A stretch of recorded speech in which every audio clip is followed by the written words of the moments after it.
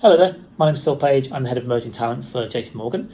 I was going to talk to you this afternoon a little bit about the company and our structure, some of the offerings that we have, and what it is that we look for when we're bringing young people into the firm.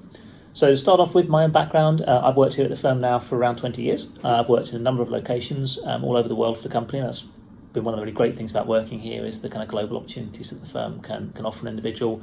It helps to really keep it fresh and keep it kind of challenging for you as you move around into different roles, taking some of your knowledge from a previous role and applying it to the new one.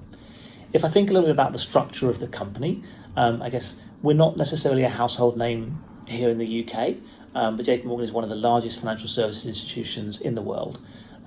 We are what you call a full service bank, which means that clients can come to us and access pretty much any financial market all over the world, any kind of asset class, and we can provide them with a kind of joined up service that will help them with their business, no matter whether they're a huge multinational business or a more modest local business, as well as obviously doing banking for individuals as well.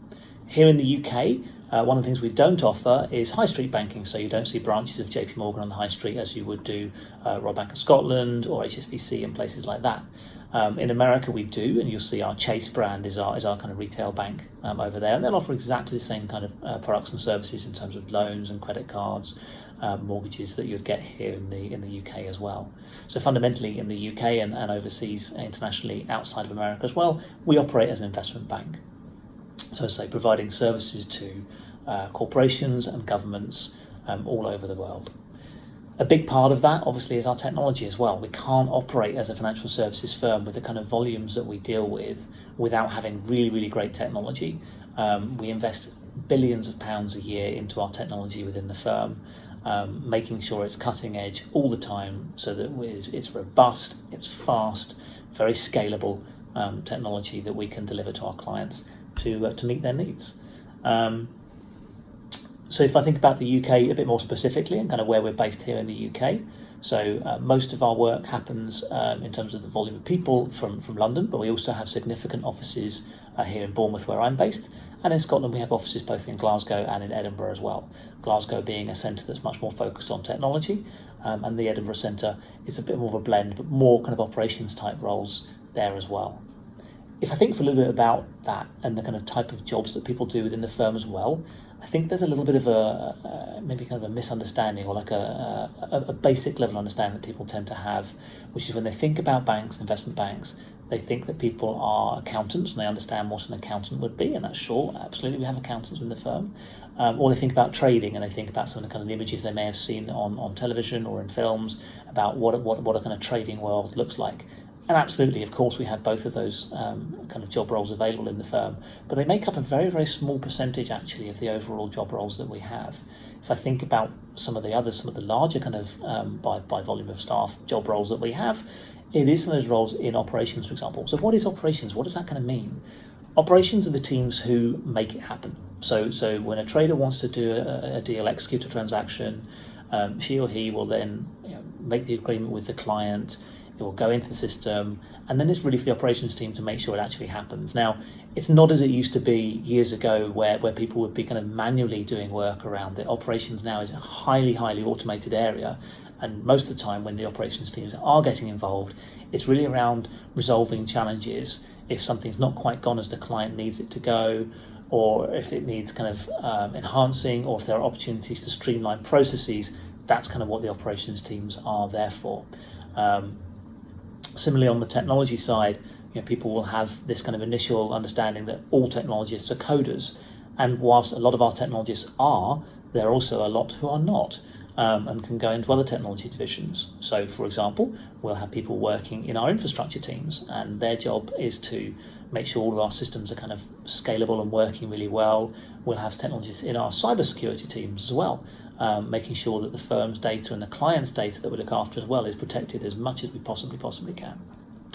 So if I think now about kind of what kind of offerings we have available for students in the UK, in terms of entry points to the firm, traditionally we've always done kind of graduate hiring, and we continue to do that, absolutely.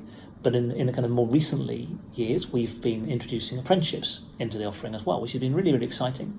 And now we're at the point where we have apprenticeship offerings in kind of two main areas. So in technology, we offer apprenticeships in Glasgow, in Bournemouth, and in London as well.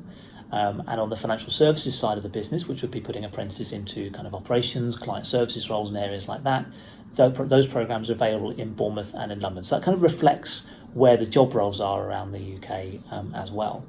All of our apprenticeships though in the UK now include a degree as part of the apprenticeship as well, which is really exciting. So the conversation around, do I want to go to university and get a degree, or do I want to join as an apprentice into a firm, has evolved. Right? It's not that conversation anymore. The conversation now is simply, how do you want to obtain your degree? How do you want to study for your degree? What works for you? And it's a very personal choice. Right? And all I can do is I can encourage you to make well-researched and informed decisions around that. Look at what's out there on the internet. Look at things like YouTube channels. Listen to some of the existing apprentices talking about their program. But fundamentally, if you ask me the question, I'd say the difference is, as an apprentice, you're going to be learning something by doing it. Whereas as a graduate going to university or an undergraduate going to university, you're going to be learning in a slightly more theoretical way. And you've got to decide what's best for you there. Structurally, the way our apprenticeships work is that a typical week for them is they'll be in the office 4 days doing their job role alongside their team, and then they have 1 day set aside for their studies, where they'll either go to the university physically or be doing their lectures remotely via video link as well, sometimes with a blend of both. And then I guess final thing I want to talk about today is, what are we looking for? When we kind of have our candidates go through our selection process, it's a very personal process, right? It's far more than just your academics, right? I'm much more interested in you as an individual, your skills. Can you show me some of the employable skills we look for and link them back to your experiences you've had so far? Okay, and they don't have to be experiences that you've had in a workplace. They can be experiences that you've had through schools, extracurricular activities, anything like that, which you can then say, well, because I did this, I know that I understand the skill of communication, or the skill of being able to work constructively in a team, or problem solving. Those are the kind of things that we look for. And when someone then comes in through our selection, they come to things like our assessment centres, and where they kind of do group exercises, for example. They are just a series of opportunities for you as a candidate to show us that you understand those skills, you have those skills, and even if you don't think you have all of the skills, that you can understand where the gaps are and how you might then work to build those in over time. So I hope that's kind of given you a little bit of insight as to what we do and what we're kind of looking for. And I wish you all the very, very best of luck with your chosen career paths. Thanks very much.